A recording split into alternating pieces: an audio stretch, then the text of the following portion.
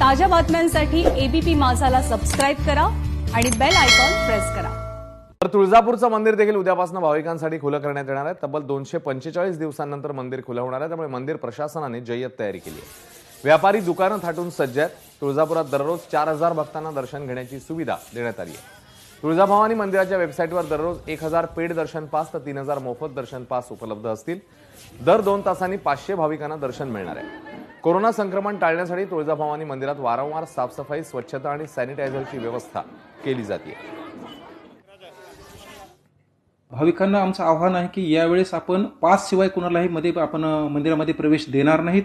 यामध्ये आपण online pass आणि ऑफलाईन पास ह्या दोन्ही आपण गोष्टी उपलब्ध करून दिलेल्या आहेत। ऑफलाईन पाससाठी आपण शहरात प्रवेश करण्याच्या अगोदरच आम्ही एंट्री पॉईंटवरच आम्ही त्या ठिकाणी उपलब्ध करून देत आहोत। पूर्ण भाविकांना आम्ही आव्हान करू इच्छितो, तुम्हाला साडी चोळी जरी द्यायची असेल ती घेण्यासाठी आम्ही त्या ठिकाणी पूर्ण व्यवस्था केलेली आहे। आणि बाकी जो गाभाऱ्याशिवायचा जो परिसर आहे त्या परिसरामध्ये मात्र तुम्हाला पुजारी तिथं भेटणारच आहेत। पुजाऱ्यांचे तुम्हाला तिथं तुमची सोय करून देणार आहे।